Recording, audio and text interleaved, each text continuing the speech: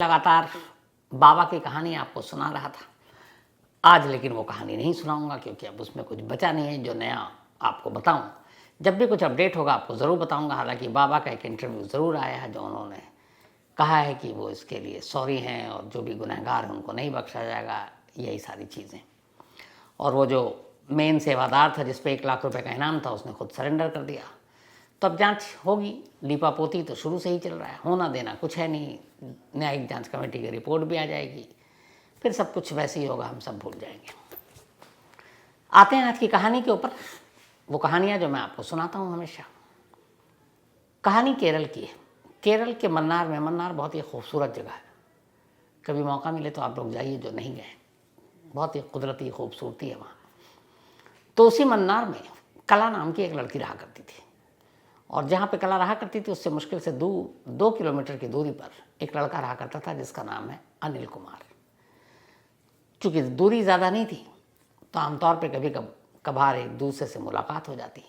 धीरे धीरे ये मुलाकात प्यार में बदली और फिर दोनों ने कहा हम शादी करेंगे। लेकिन मसला ये आ गया कि कला और अनिल ये दोनों उस केरल के मन्नार जिस इलाके में रहा करते थे, दोनों की कास्ट अलग थी।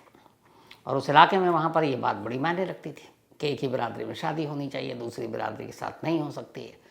तो दोनों ही फैमिली इस शादी के ख़िलाफ़, लेकिन दोनों ने ये ज़िद की कि हम शादी करेंगे। तो कला और अनिल कुमार ने 2007 में शादी कर ली। अब इस शादी से कला के घर वाले नाखुश थे, एक तरह से उन्होंने रिश्ता तोड़ दिया।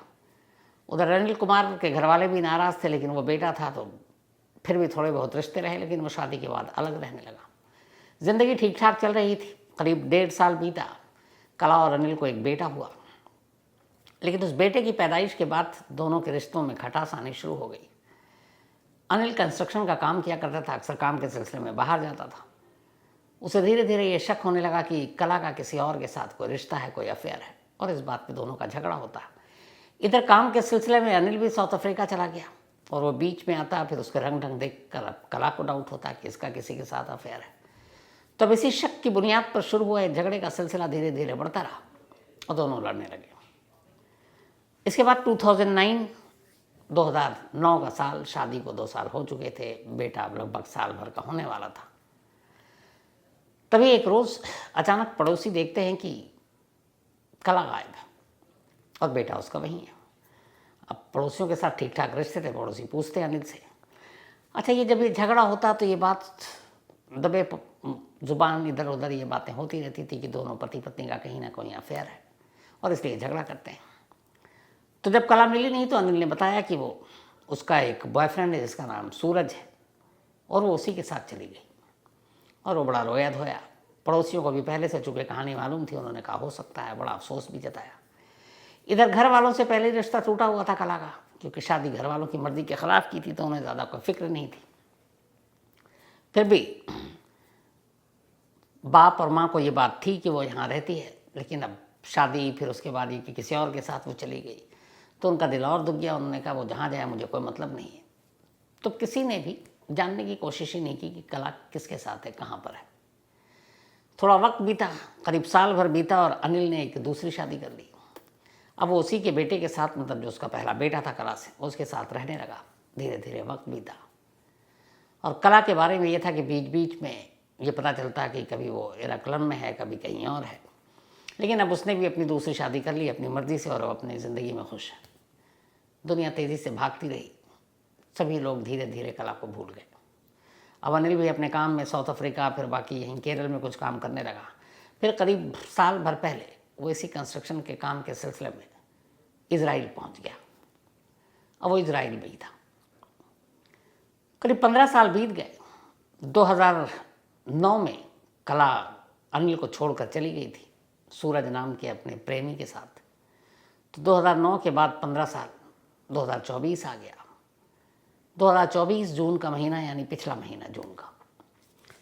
जून के दूसरे हफ्ते में मन्नार पुलिस को एक गुमनाम लेटर मिलता है। पुलिस वाले उस लेटर को खोलते हैं, पढ़ते हैं। उस लेटर में ये था कि साहब, हमारे इलाके में 15 साल पहले एक कत्ल हुआ है और जिस महिला का कत्ल हुआ है उसका नाम कला है और कातिल 4 लोग हैं और उन चारों के नाम। अब पुलिस ने वो लेटर पढ़ा, उसके बाद ये था कि ये क्या है, लेकिन अब उसको लाइटली भी नहीं ले सकती थी पुलिस। पुलिस ने कहा चलो जांच करते हैं। अब उस मन्नार पुलिस स्टेशन और आसपास के जितने पुलिस स्टेशन से सब जगह पता किया गया, भाई कोई कला है जो मिसिंग है और उसका कत्ल हुआ, ऐसे ऐसे गुमनाम लेटर आया। तमाम थानों से रिपोर्ट आई कि यहाँ तो कोई मिसिंग रिपोर्ट ही नहीं और कला नाम की तो कोई है ही नहीं। अब कला के अलावा कला से मिलते जुलते नाम की जो है तलाश शुरू हुई कि शायद कला नहीं, कलावती या फिर कला देवी या फिर कुछ और नाम, लेकिन उसका भी कोई फ़ायदा नहीं हुआ। इस नाम से मिलती जुलती कोई भी मिसिंग रिपोर्ट दर्ज नहीं। पुलिस को लगा ये गुमनाम लेटर यूं ही पुलिस को बेवकूफ़ बनाने के लिए किसी ने भेज दिया, लेकिन फिर भी उन्होंने उस इलाके के एसपी को ये लेटर फॉरवर्ड किया और कहा कि देखिए ये गुमनाम लेटर है, अब इसकी सच्चाई हमें नहीं मालूम, सच्चाई आप तलाश कीजिए। अब एसपी ने एक टीम लगाई, उस लेटर को तसल्ली से पढ़ा, कई बार पढ़ा, फिर ये भी देखा कि किसी भी पुलिस में कोई कला नाम की गुमशुदगी की रिपोर्ट नहीं है। अब 15 साल एक लंबा अरसा होता है, 15 साल के बाद भी अगर कोई महिला गायब है तो आज के दौर में ऐसा हो ही नहीं सकता कि किसी को पता ना हो और कोई रिपोर्ट ना लिखा है। तो ये बात पुलिस को अजीब लगी। फिर पुलिस ने कहा चलो जांच करते हैं उस इलाके से। अब पुलिस पूछताछ करते करते आखिरकार अनिल कुमार के उस घर पर पहुंच गई जहां 2007 में शादी के बाद कला रहने आई थी। पुलिस पहुंची, उसने पूछा यहाँ कोई कला नाम की रहती है? तो पड़ोसियों ने कहा हाँ साहब रहती है। तो उन्होंने कहा वो कहाँ है? तो एक से लेके जितने भी आसपास के पड़ोसी थे सभी की एक ही कहानी कि उन दोनों की शादी हुई, पति पत्नी में झगड़ा होता था, दोनों को एक के दूसरे के ऊपर शक था और उसके बाद कला का एक बॉयफ्रेंड था और वो यहाँ से चली गई और अपने बेटे को भी छोड़ गई। अब लोगों के इतने सारे बयान, तो पुलिस को लगा कि भाई जब वो अपनी मर्जी से गई है तो फिर मिसिंग रिपोर्ट कौन लिखाएगा। फिर भी पुलिस ने और तहकीकात की, पहुंचे उसके माँ बाप के घर जो 2 किलोमीटर दूर थे। पता चला 15 सालों में माँ बाप दोनों की मौत हो चुकी है। ले देकर एक भाई है, भाई से पूछताछ की। अब भाई कहता है कि देखिए जब उसने शादी की तो हम लोग उस शादी के ख़िलाफ़ थे क्योंकि बिरादरी से बाहर जाकर शादी की। उसके बाद फिर ये पता चला कि दोनों में झगड़ा होता, हमने फिर भी कोई उसके अंदर इंटरफेरेंस नहीं किया। फिर ये पता चला उसको किसी और से प्यार हो गया और उसके साथ चली गई अपने बेटे को छोड़कर। हम लोगों को बहुत शर्म आई हमारी बहन की इस हरकत पर, फिर हमने और दूरी बना ली। और जहाँ तक मिसिंग रिपोर्ट की बात है तो हमें तो पता नहीं, माँ बाप ने लिखाई हो तो लिखाई हो, लेकिन उसकी उम्मीद कम है। तो अब सारे वर्जन, सारी चीज़ें पुलिस को मिल गई। मेन कैरेक्टर अभी मिसिंग है और वो है अनिल कुमार जिसने शादी की। अब पुलिस ने पता किया तो पता चला कि पहले वो साउथ अफ्रीका में था, उसके बाद फिर केरल में उसने काम किया और करीब 9 महीने पहले या 10 महीने पहले वो इजराइल चला गया। अब वहाँ ऐसा कोई नहीं जो उसके बारे में पता करे कि इजराइल कौन सी कंपनी, कहाँ पे, कोई कॉन्टैक्ट नंबर। पुलिस को लगा कि ये गुमनाम लेटर यूं ही है। अब एसपी साहब की फिर नज़र पड़ी 3 और नाम पर जो अनिल कुमार के अलावा था कि कला और कला के कातिल के तौर पर ये। अब पुलिस ने कहा कि चलो जब इतनी जांच कर ली तो इन 3 नाम को भी टटोलते हैं। अब उन्होंने इन 3 नाम के लोगों को टटोलना शुरू किया और धीरे धीरे उनकी पहली रेकी की, फिर उनसे पूछताछ की तो पता चला कि उनमें एक शख्स ऐसा है जिसकी अपनी बीवी से अक्सर झगड़ा होता है और एक बार झगड़े में बीवी गुस्से में अपने मायके चली गई। जब उस शख्स को पता चला वो मायके पहुंच गया अपनी बीवी के और वहाँ जाके उसने धमकी दी कि लौट आओ वरना अच्छा नहीं होगा, तुम्हें मार डालेंगे। फिर पुलिस को बुलाना पड़ा, पुलिस आई, पुलिस उसको पकड़ के ले गई। वो कुछ दिन जेल भी रहा, फिर बाहर आ गया। तो धमकी दी, लेकिन फिर बीवी से पूछताछ की तो बीवी ने कहा इसके अलावा तो और कोई चीज़ नहीं है, ऐसा कुछ नहीं है और उस हमारे साथ ही रहता है। बाकी दोनों को भी उन्होंने ग्रिल किया, पता चला कि कुछ है ही नहीं ऐसा। तो पुलिस को लगा कि किसी ने जानबूझकर दुश्मनी निकालने के लिए इन 4 नाम को डाल दिया और कला का नाम डाल दिया, जबकि कला का ना कत्ल हुआ ना मिसिंग है, कोई सबूत ही नहीं है। तो क्या किया जाए? पुलिस ने कहा चलो अब इस लेटर को छोड़ ही देते हैं। अभी पुलिस यही सोच ही रही थी कि इस लेटर को छोड़ देते हैं कि तभी ख्याल आया कि ये पता करो कि गुमनाम लेटर कौन लिख सकता है। या तो अनिल कुमार का दुश्मन या फिर इन बाकी के 3 लोगों का कोई दुश्मन, कोई तो होगा जिसने ये लेटर लिखा होगा। तो पुलिस ने पता करना शुरू किया, उसमें भी कोई कामयाबी नहीं मिली। अब एक गुमनाम है, ना नाम है, ना कुछ हैंड राइटिंग, किस किस का ढूंढते फिरे पुलिस। तो ये भी पता नहीं चल रहा कि कौन है वो शख्स। पुलिस ने केस को यूं ही कहा कि अब बेवकूफ़ बन चुके, छोड़ो इसको। लेकिन कहीं ना कहीं एसपी के दिमाग में एक चीज़ कौन रही थी और वो ये कि 15 साल से एक महिला जो लापता है, 15 साल बाद अचानक ये लेटर सामने आना और उसके बाद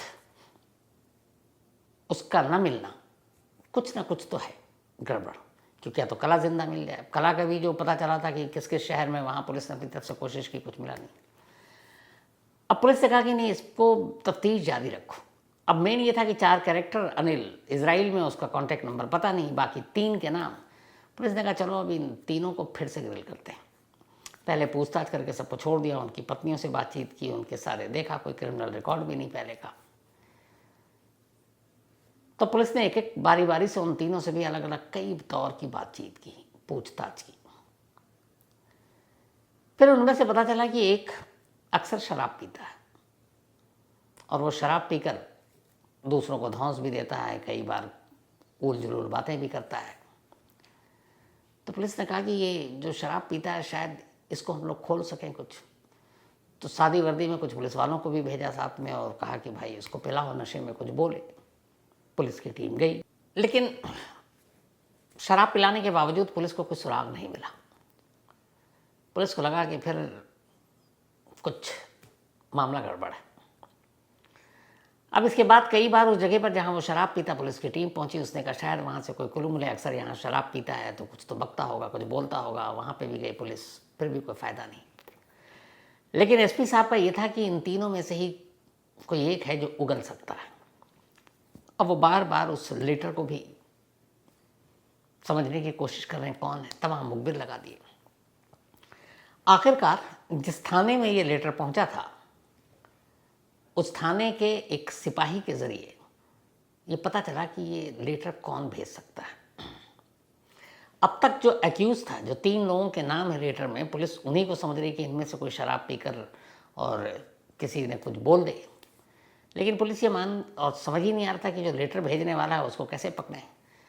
एक सिपाही था जो अक्सर वो शर्मा रहा था पहले अपने सीनियर को बताने में, क्योंकि डर भी रहा था कि भाई पुलिस वाले हो, तुम जाकर शराब पीते हो।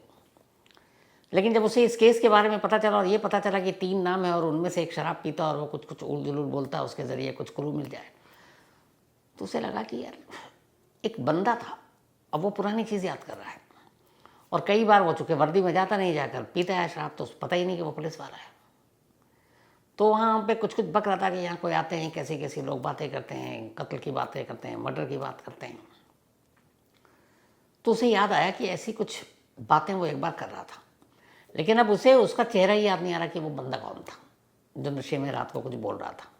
लेकिन उसने डरते डरते अपने सीनियर अफसरों को कहा, लेकिन अब वो कौन है, उसका नाम पता नहीं, हुलिया पता नहीं, कैसे ढूंढा जाए। पुलिस ने कहा कि ये कोशिश भी बेकार है। तो आखिरकार पुलिस ने एक चाल चली। जो शराब पीकर ज़्यादा बड़बोलापन करता था, पुलिस ने उसको फिर से उठाया और इस बार उसकी अच्छी खासी खातिर की और फिर उससे पूछताछ शुरू की। उन्होंने कहा कि सबूत मिल गया। उन्होंने थोड़ा सा खेल भी किया कि अनिल मिल चुका हमें, जो इजराइल में है, और अब तुमको हम कला के कत्ल के इल्ज़ाम में गिरफ्तार कर रहे हैं। जैसे ही उसे ये बात सुनी, उसे लगा कि तो गड़बड़ हो गया। फिर उसने कहा साहब हमारा तो कोई कसूर नहीं है, पर मैं आपको पूरी कहानी बता दूंगा, लेकिन अगर आप मुझे वादा माफ़ गवाह बनाएं तो। अब पुलिस को लगा कि अंधेरे में तीर चलाया है, चलो इससे पूछ ही लेते हैं पहले कहानी। तो उन्होंने कहा अच्छा बताओ। तब उसने बताया कि कला जो है उसका हम लोगों ने ही कत्ल किया था, अनिल कहने पर, जो उसका पति है। और ये कत्ल 2009 में जुलाई के महीने में किया था। और फिर लाश को एक मारुति कार में रखकर कहीं ठिकाने लगाना था। लेकिन हम सब घबराए हुए थे कत्ल के बाद, कहाँ लाश को लग फेंकें। तभी फिर ये हुआ कि अनिल के घर के ही सेप्टिक टैंक में इस लाश को डाल देते हैं। फिर हम वापस आए, रात का इंतज़ार किया, उसके बाद उसकी लाश को उतार कर ले जाकर अनिल के घर के सेप्टिक टैंक में डाल दिया और फिर हम लोग निकल गए। तो हम करना नहीं चाहते थे, सब कुछ अनिल के इशारे पर किया। फिर उसने बाकी दोनों का नाम बताया और वो दोनों वही थे जिसका नाम लेटर में था और अनिल का पहले से था। पुलिस ने कहा ठीक है, क्योंकि 15 साल पुराना केस, कोई सबूत, कोई गवाह कुछ नहीं है। अगर वादा माफ़ गवाह उसको न बनाए तो फिर तो केस कहीं अभी कोर्ट में खड़ा भी नहीं होगा। पुलिस ने कहा ठीक है, हम तुझे सरकारी गवाह बनाते हैं। इसके बाद फॉरेंसिक की टीम के साथ पूरी पुलिस फोर्स अभी 2 जुलाई को, यानी 4 दिन पहले, उसी मन्नार के पुराने घर में अनिल कुमार के पहुंचती है और वहां जाकर उस सेप्टिक टैंक को खोला जाता है। चूँकि 15 साल पुराना, अब उसकी पूरी